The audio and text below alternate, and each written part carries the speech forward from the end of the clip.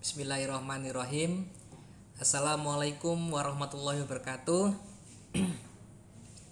Ketemu lagi dengan Pak Wahyu ya.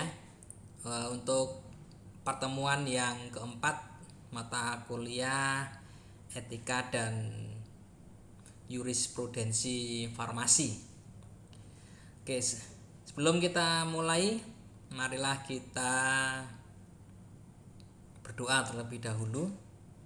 Semoga apa yang kita pelajari pada hari ini diberkahi oleh Allah Subhanahu wa taala dan ilmunya bermanfaat bagi kita semua. Berdoa dimulai.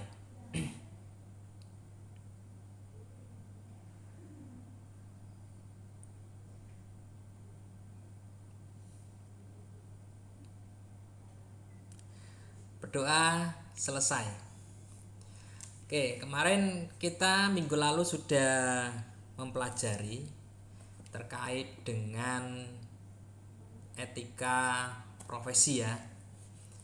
Nah, untuk yang pertemuan keempat untuk hari ini yaitu terkait dengan hierarki tata urutan peraturan perundangan farmasi di Indonesia.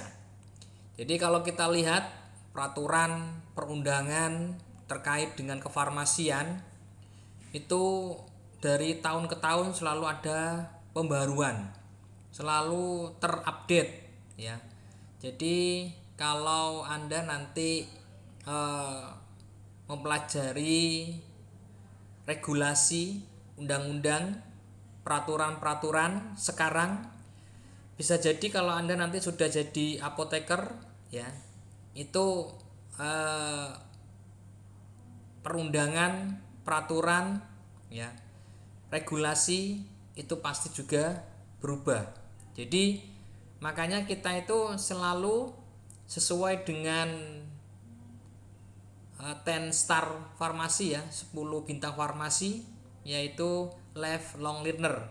Jadi kita walaupun sudah lulus sebisa mungkin ya, sebisa mungkin kita tetap belajar ya, mengupdate ilmu kita. Jadi bisa saja apa yang kita pelajari hari ini itu sudah ada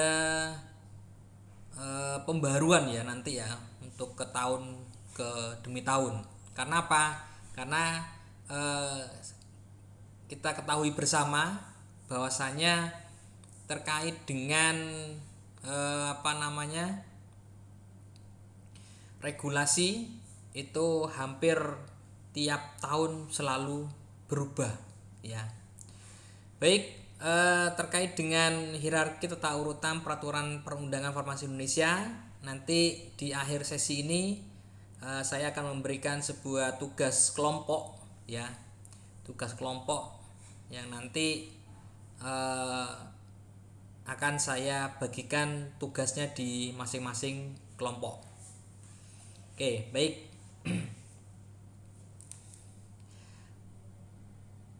Nah, ini pertanyaan pertama. Kenapa sih harus ada hukum? Nah, itu ya. Kenapa harus ada hukum? Ya. Oke, karena hukum ini mengatur manusia ya. Jadi kalau nggak ada hukum semrawut, ya semrawut semuanya. Jadi kalau nggak ada hukum, ya berarti apa? Orang boleh melakukan apapun yang disuka ya, tanpa melihat atau tidak bisa melihat hak dan kewajiban ya. Hari itu. Jadi kalau nggak ada hukum, semuanya itu semrawut gitu ya. Nah, ini hukum itu sebenarnya dibuat untuk apa? Yang pertama adalah biar masyarakat itu patuh ya, pertama ya pasti patuh. Yang kedua, ada hukum itu ya karena memang berkaitan dengan nyawa ya, keselamatan. Nah, itu. Ada hukum karena apa? Karena harus diatur sedemikian rupa sehingga semuanya berjalan dengan baik Kalau kita lihat ya, ada yang salah dengan gambar yang sebelah kiri atas, yaitu ada Pak Polantas ya. Itu sedang apa itu kira-kira? Menilang ataukah sedang operasi ataukah ada penindakan? Nah itu. Jadi itu mengingatkan bahasanya undang-undangnya adalah orang yang pakai atau mengendarai sepeda motor itu seharusnya apa? Seharusnya pakai helm. Sudah ada ketentuannya, sudah diatur ya. Pakai helm pun tidak sembarang helm. Helm yang harus sesuai dengan SNI ya. Helm yang ada penutup wajahnya. Helm yang harus sesuai dengan menutupi kedua telinga ya. Dan pastinya safety itu apa? Ada ininya ya, ada talinya ya, tali yang ada di dagu supaya apa? Supaya kalau kena angin tidak lepas ya, itu. Nah, bagaimana yang berboncengan? Harusnya juga sama, harus pakai helm. Di situ nggak pakai helm. Nah ya, kemudian anak-anak itu ya, karena motor itu dikendari hanya 2 orang, tidak lebih, itu ada seseorang yang depan. Nah itu bahaya itu ya. Nah, bahaya ini yang akan berhubungan dengan keselamatan. Makanya itu ada aturan ya. Nah berikutnya adalah yang kedua, terkait dengan gambar yang pojok kanan paling atas ya. Nah kalau kita lihat ya, kalau ada aturan gitu ya, aturannya pengibar bendera harus pakai baju putih-putih. Nah itu aturan yang dibuat ya. Kaos kakinya putih, kemudian khusus untuk pengibar bendera pakainya sepatu hitam ya. Kalau yang lainnya pakai sepatu putih gitu ya. Nah itu barisnya harus lurus. Nah itu untuk apa? Supaya tertib ya. Kalau tertib apa? Enak dipandang. Dan ada juga yang gambar di sebelah kiri bawah ya. Nah ini tulisannya apa? Motor tanpa STNK dilarang masuk ya. Jadi kalau motor masuk nggak bawa STNK ya, berarti keluarnya pun tidak bisa ya, tidak bisa. Pastinya bisa masuk, nggak bisa keluar. Untuk apa? Ya untuk keamanan ya. Dicek itu bener nggak yang dibawa motornya, atau motor orang lain, atau dia termasuk pencuri gitu ya. Itu diatur untuk apa? Untuk keamanan ya. Kemudian gambar yang di sebelah kanan bawah ya, ini kan tertulis di situ ya, demi kenyamanan dan ketertiban bersama ini dilarang. Nah ya, duduk ya. Kemudian dilarang buang sampah sembarangan. Dilarang apa? Membawa benda yang mudah terbakar. Dilarang menggunakan senjata ya. Dilarang membawa hewan peliharaan. Dilarang bawa alat musik. Dilarang makan minum, merokok. Ini apa itu? Dilarang mencoret-coret ya, dilarang berjualan. Untuk apa? Ya, untuk keindahan, ketertiban ya. Supaya apa? Tidak mengganggu yang lainnya ya. Nah, bagaimana dengan yang farmasi? Ya, farmasi juga sama, diatur semua kegiatan yang berhubungan dengan praktek asuhan kefarmasian karena harus sesuai dengan standarnya itu ya. Nah, menurut Undang-Undang Nomor 12 Tahun 2011 ya.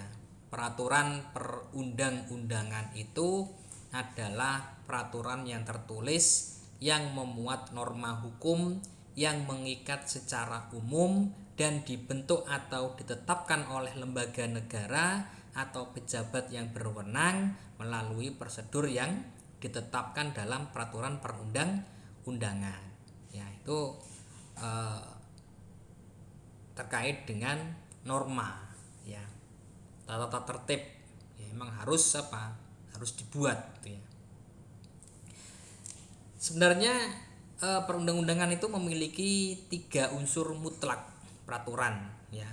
Yang pertama memang ada aturan yang mengatur serta membatasi tingkah laku manusia dalam masyarakat ya.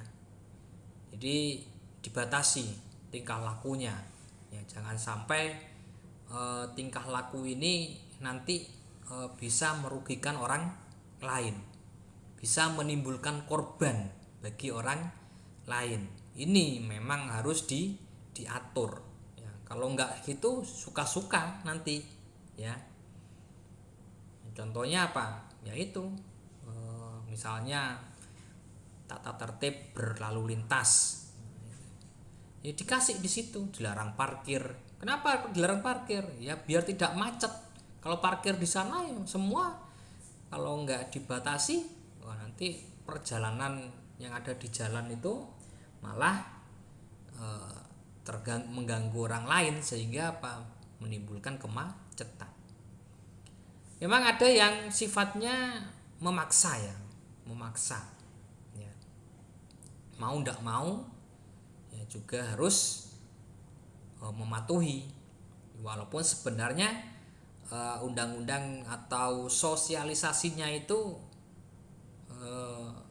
belum pernah dilakukan atau pernah dilakukan tapi kitanya nggak tahu. Jadi mau ndak mau kalau ada aturan seperti itu kitanya nggak tahu ya kapan disosialisasikan ya itu sudah berlaku mutlak sifatnya ya. Contohnya apa? Contohnya seperti tidak membawa STNK dalam mengendarai kendaraan misalnya ya kan. Memang Anda pernah melihat sosialisasi terkait dengan STNK ya. Kalau nggak membawa STNK ditilang, enggak kan? Nah itu makanya memaksa ya, harus dipaksa. Biar apa? Biar tahu itu motor yang digunakan barang curian atau memang barangnya sendiri itu ya. Nah berikutnya adalah terkait dengan memuat ancaman atau sanksi bagi pelanggarnya ya. Nah, ini juga perlu ditindak ya. Jadi memang aturan itu harus ada ancaman ya. Jadi seperti apa? Seperti ini ya. Bagi pelanggar yang tidak mematuhi tata tertib maka diancam dengan kurungan ya, dengan denda 500.000 atau kurungan penjara selama 3 bulan bagi yang melanggar itu ya. Nah jadinya apa? Nah jadinya semuanya ya akhirnya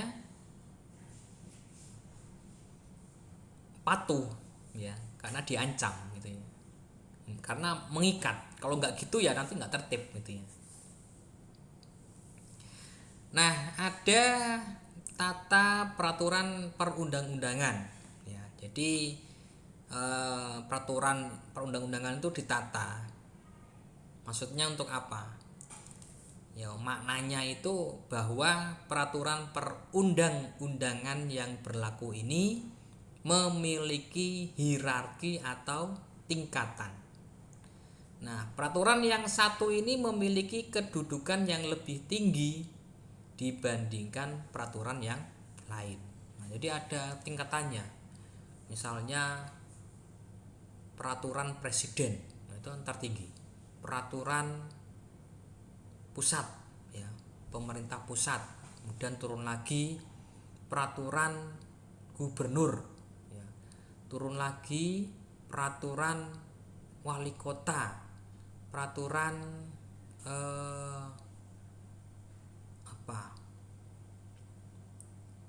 bupati misalnya, ya. Kemudian turun lagi peraturan daerah, ya kan. Turun lagi misalnya peraturan yang ada di tingkat desa. Nah, itu tingkatan, ya. Jadi biar tahu maknanya itu. Itu sesudah presiden kan ada juga menteri, ya. Peraturan menteri. Kalau di kita namanya PMK.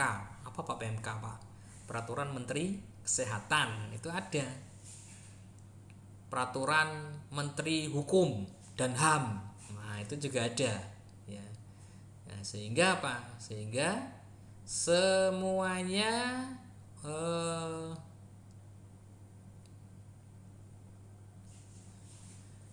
tahu, ya, mana aturan yang tertinggi, mana yang aturan yang terendah. Maksudnya itu beda lokasi, ya, beda penempatan, gitu ya. Oke, berikutnya adalah tata urutan perundang-undangan. Nah, ini tadi itu yang sudah sedikit saya singgung, itu adalah terkait dengan Undang-Undang Dasar 45, ya. Kemudian juga terkait dengan ketetapan MPR, ya, ada undang-undangnya atau peraturan pemerintah, ya. Kemudian peraturan presiden, perda provinsi, sampai ke perda kabupaten atau kota. Nah, ini urutannya itu kalau di sini dilihat adalah Undang-Undang 45. Ya, itu paling atas, paling tertinggi. Presiden nomor berapa itu? Nomor 5. Kabupaten atau kota nomor 7, ya, di sini. Ya, Anda harus tahu, ya. Makanya enaknya belajar di farmasi itu, yaitu karena ilmunya itu multidisiplin, ya, banyak ilmu yang dipelajari. Nah, ini belum tentu orang yang belajar di hukum, ya, orang hukum, ya, itu belum tentu mempelajari farmasi. Kalau farmasi mempelajari hukum, gitu ya, karena farmasi itu nanti kerjanya itu dilindungi undang-undang, ya. Jangan sampai kita itu lupa, ya, kewajiban dan hak kita itu sesuai dengan hukumnya itu apa. Kalau kita melanggar, Pak, kita bisa dihukum, bukannya dilindungi tapi dihukum, ya. Oke, ini perbandingan tata urutan perundang-undangan dari tahun 66, ya. Anda belum lahir, saya juga belum lahir, sampai tahun 2004. Anda juga belum lahir.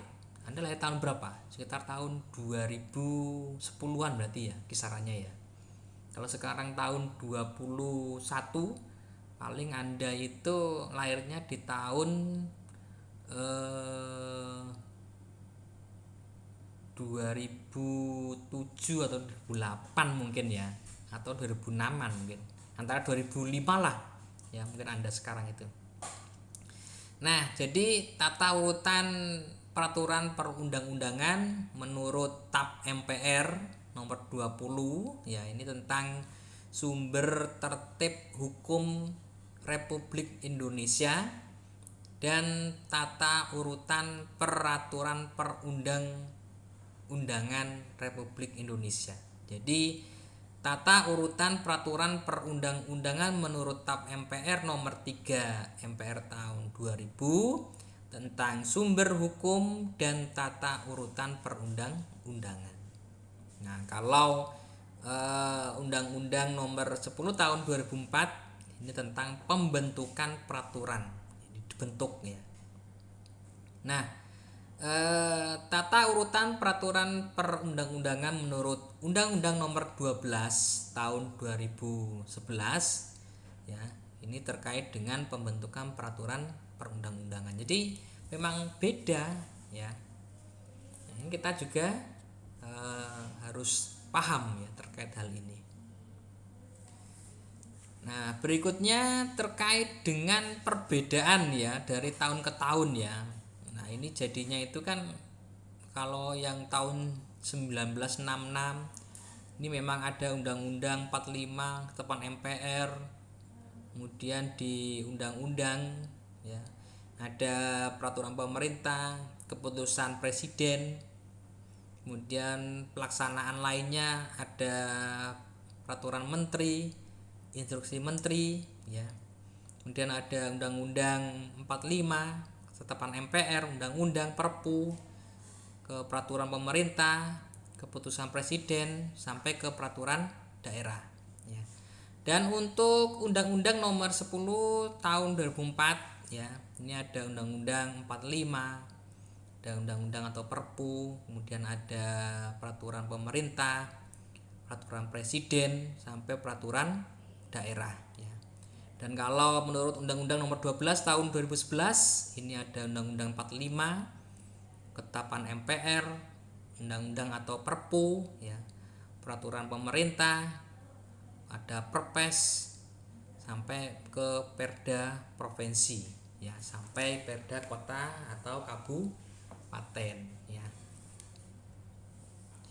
Nah, adapun asas-asas dalam pembentukan peraturan perundang-undangan ya.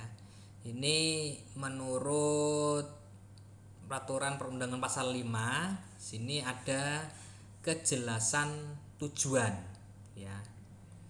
Kemudian dari kelembagaan ya, kesesuaian ini dapat dilaksanakan, kedayagunaan dan kehasil gunaan ya. Jadi di sini sudah bisa dilihat ya terkait dengan kejelasan rumusan dan keterbukaan. Ini asas ya. Memang siapa sih yang membuat undang-undang ini ya? Siapa kira-kira yang membuat undang-undang? Ada yang tahu? Emang yang buat undang-undang itu siapa itu? Siapa? Yang membuat undang-undang itu adalah DPR ya. DPR ya. Ya. Jadi rancangan undang-undang itu dapat berasal dari DPR, dari presiden, dari DPD ya. Nah, jadi kalau dilihat ya rancangan undang-undang ya dari DPR itu ada apa ya, ada dasar hukumnya ya. Ya memang rancangan undang-undang yang berasal dari presiden itu memang diajukan presiden. Kalau rancangan undang-undang dari DPD itu Dewan Perwakilan Daerah ya. Ini terkait dengan otonomi daerah ya. Ada yang hubungannya dengan pemerintah pusat ya. Jadi rancangan undang-undang itu ya kenapa kok bisa dirancang gitu ya. Pertama dari APBN. APBN itu anggaran pendapatan belanja negara ya. Kemudian terkait dengan penetapan peraturan pemerintah pengganti undang-undang ya. Bisa menjadi undang-undang atau malah undang-undangnya dicabut ya. Ini pastinya apa? Ya pastinya di situ mungkin ada kata-kata yang tidak pas ya. Atau ada kata-kata yang memang bunyinya itu lemah ya, lemah hukum gitu itu diupdate, ada yang seperti itu ya. Jadi yang membuat undang-undang siapa? DPR, dia yang memegang kekuasaan untuk membentuk undang-undang ya.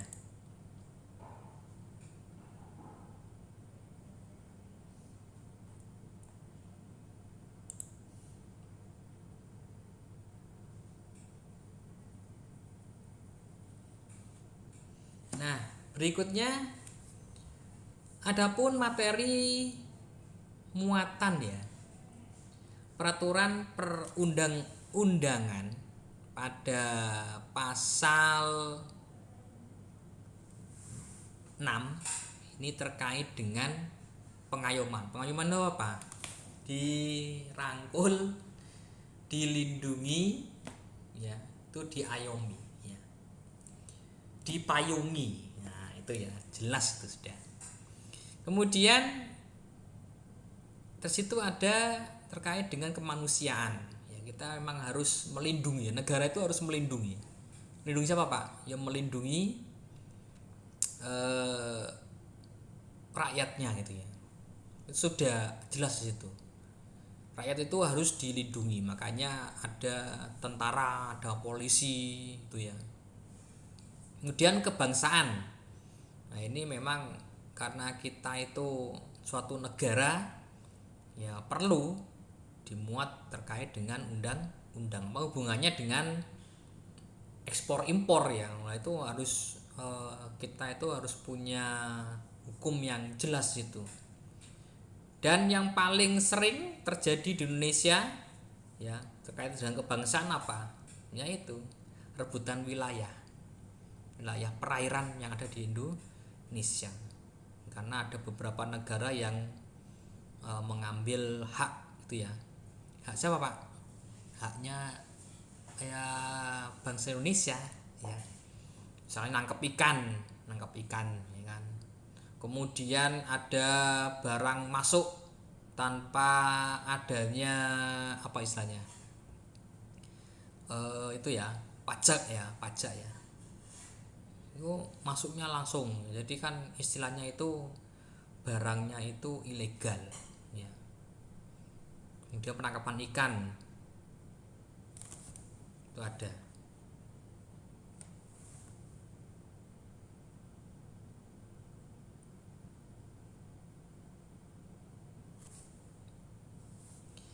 Nah, di Undang-Undang Dasar 45 ya. Ini terkait hukum dasar tertulis yang memiliki kedudukan sebagai hukum dasar yang tertinggi. Ya, jadi apa? Jadi memang Undang-Undang 45 ini dasar yang tertulis ya. Itu yang paling tertinggi. Kemudian bawahnya lagi ada hukum dasar, yaitu norma dasar atau aturan dasar yang menjadi sumber hukum pembentukan peraturan perundangan di bawah Undang-Undang 45. Jadi apa? Jadi semua peraturan ya harus mengarah kepada Undang-Undang 45. Jadi di Undang-Undang 45 ini memuat peraturan atau ketentuan tentang sistem ketatanegaraan dan sistem pemerintah yang dijalankan oleh para penguasa negara, sehingga segala sesuatunya itu bersifat mendasar ya, dan berkaitan dengan kehidupan bernegara yang diatur dalam Undang-Undang Dasar 45 ya.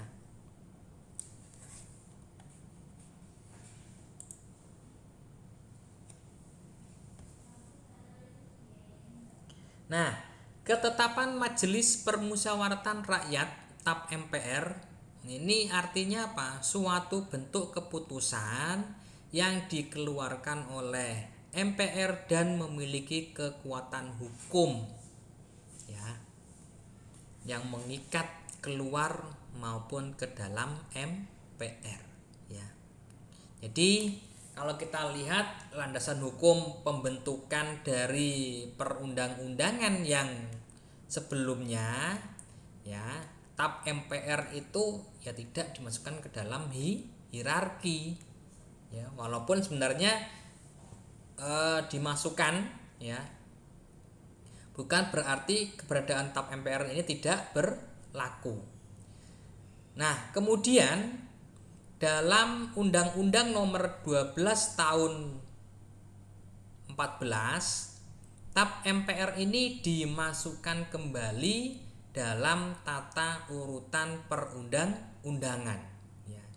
Jadi hal itu dilakukan untuk apa? Untuk menegaskan ya bahwa produk hukum yang dibuat berdasarkan TAP MPR masih berlaku secara sah dalam sistem perundang-undangan yang ada di negara Republik Indonesia. Itu dua jelas.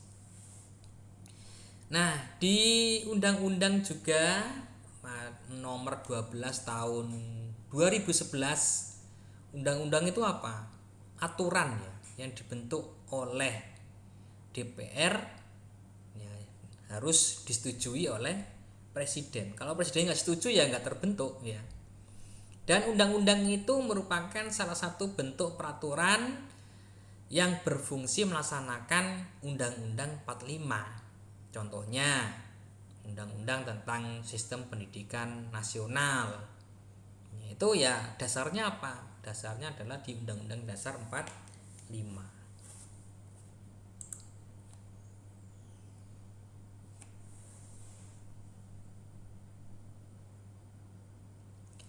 Nah, peraturan pengganti undang-undang ya. Misalnya peraturan Perpu ya. Ini adalah peraturan perundangan yang dikeluarkan oleh presiden karena keadaan apa? Genting itu apa ya? Urgent itu ya. Dan memang harus dilakukan. Nah, misalnya kemarin kan ada itu ya. Kita kan dalam masa pandemi ya. Itu ada peraturan presiden terkait apa? Terkait penanganan pandemi COVID-19. Nah, kemarin tuh seperti itu. Ya, itu keadaan yang memang harus segera dikeluarkan. Tapi kalau di sini contohnya Perpu nomor 1 tahun 99 tentang pengadilan hak asasi manusia dulu ya. Jadi HAM ya. Nah, ini ditetapkan menjadi Undang-Undang Nomor 26 Tahun 2000 tentang Pengadilan Hak Asasi Manusia ya. Nah, di peraturan pemerintah ini merupakan pelaksanaan dari suatu undang-undang ya, pasal 5 ayat 2. Ini memuat aturan-aturan umum untuk melaksanakan undang-undang. Contohnya Undang-Undang Nomor 32 Tahun 2004 tentang pemerintahan daerah. Kemudian Peraturan Pemerintah Nomor 6 Tahun 2005 tentang pemilihan, pengesahan, pengangkatan, pemberhentian kepala daerah dan wakil kepala daerah. Itu contoh. Nah, kalau Undang-Undang Nomor 20 Tahun 2003 tentang Sistem Pendidikan Nasional. Ini juga terkait dengan Peraturan Pemerintah Nomor 48 Tahun 2008 tentang pendanaan pendidikan. Jadi intinya memang kita itu tidak perlu menghafal ya, karena kalau menghafal pun kalau dulu tuh masih mending ini Pak Menterinya siapa ya, bisa dihafalkan satu periode ya, 4-5 tahun. Kalau sekarang belum tentu tahun besok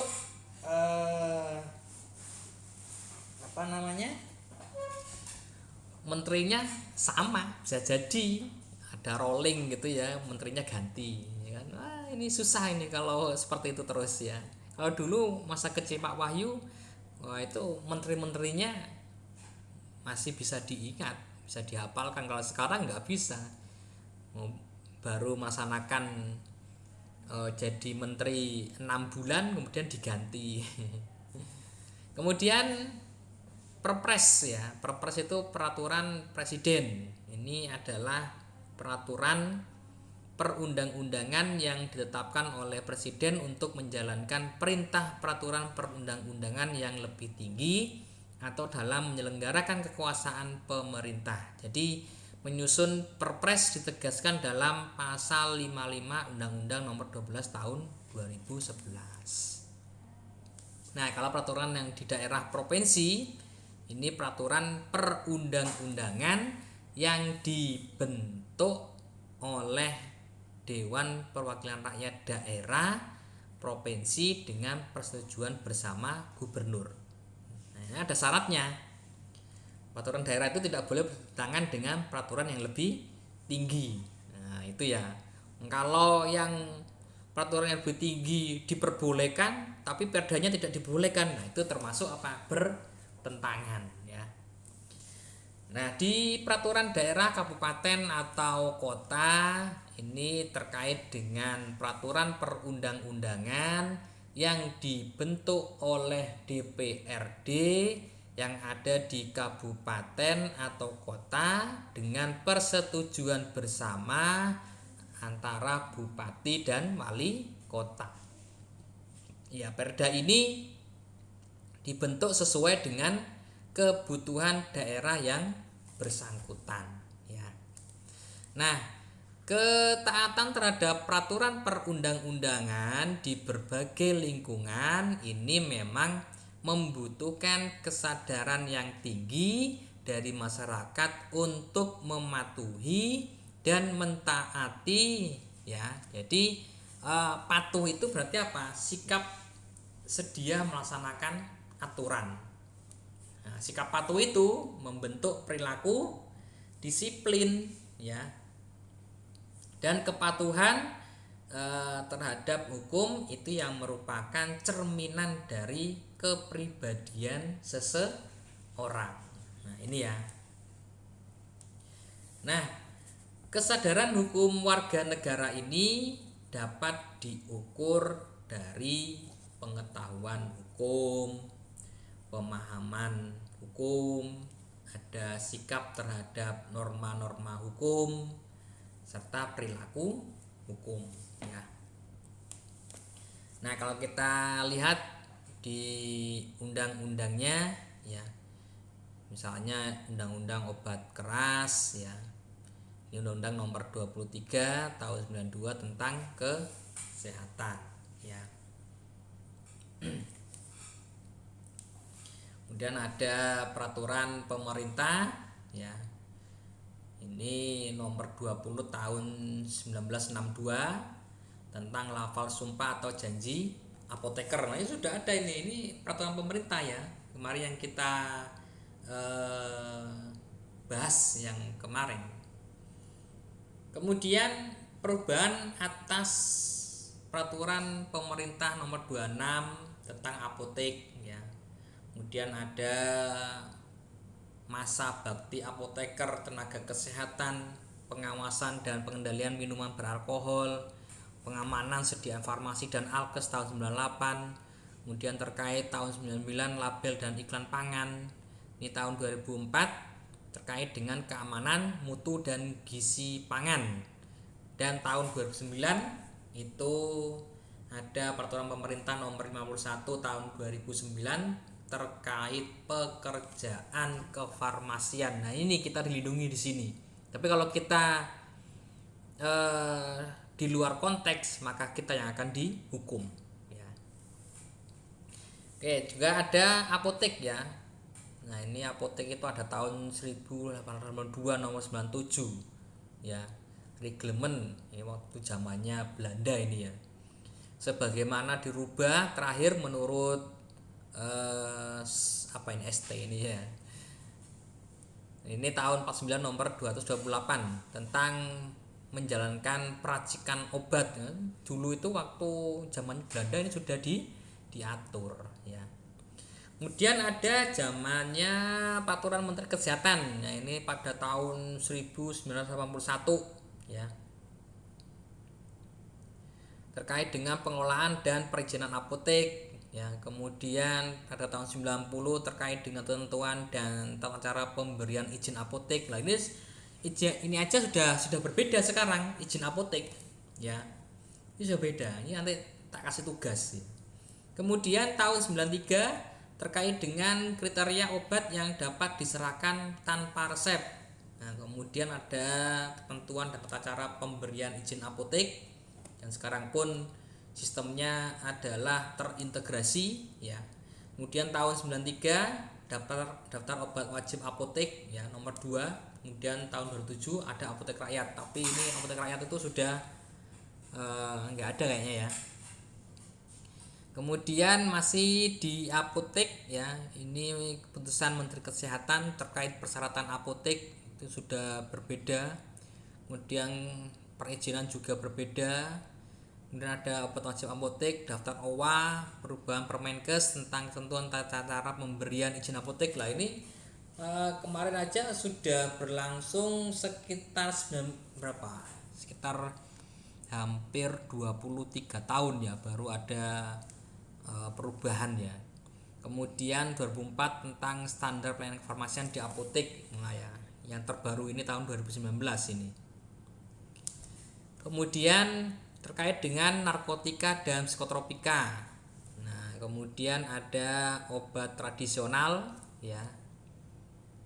Ini juga bisa dilihat sendiri tentang obat ya. Ini berbeda ini ya. Ini kan masih dulu. Nah, ini jadi tugasnya Anda ya. Tugasnya Anda adalah bentuk kelompok ya. Terserah nanti yang bagi sipen atau ketua tingkatnya ya yang membagi ya. Kemudian bikin makalah ya, terkait dengan undang-undang atau regulasi atau peraturan-peraturan yang terkait dengan, nah ini ya. Yang pertama, kelompok 1 ya, terkait dengan apotek. Jadi Anda nyari aturan yang paling terbaru tentang apotek ya. Minimal 5 ya, minimal 5 aturan yang terbaru tentang apotek. Kemudian yang kelompok 2. Nah, kelompok 2 ini terkait dengan rumah sakit ya. Cari aturan regulasi ya atau perundang-undangan terkait dengan apotek, minimal 5 juga ya. Yang paling terbaru. Udah ya. Kemudian kelompok 3. Kelompok 3 ini terkait dengan puskesmas ya. Terkait dengan puskesmas yang paling terbaru ya, minimal 5 ya. Kemudian kelompok 4 terkait klinik ya, terkait klinik ya. Terserah klinik kecantikan, klinik pratama ya. Pokoknya terkait dengan klinik kesehatan.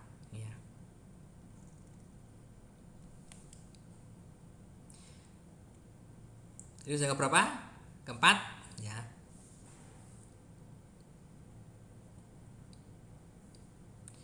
Kemudian kelompok yang kelima, ini kelompok yang kelima terkait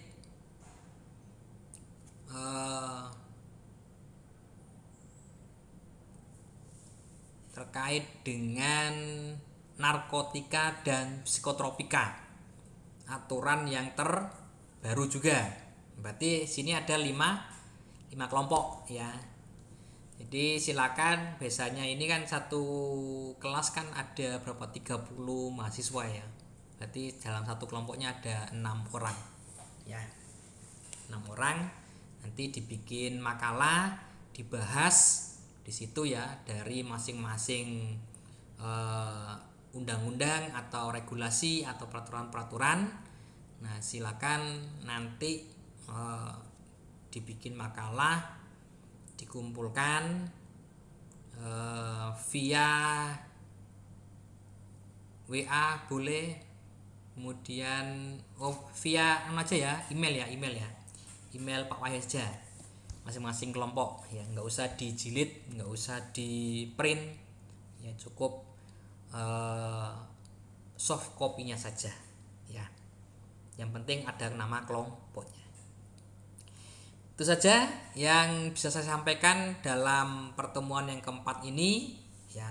Silakan dikerjakan tugasnya dikumpulkan minggu depan, berarti minggu kedua ya. Sekarang tanggal berapa? Sekarang tanggal 1, berarti nanti dikumpulkan tanggal berapa? Tanggal 8 ya. Yang penting 1 minggu. Itu ya. Terima kasih atas perhatiannya. Wabillahi taufik wal hidayah. Wassalamualaikum warahmatullahi wabarakatuh.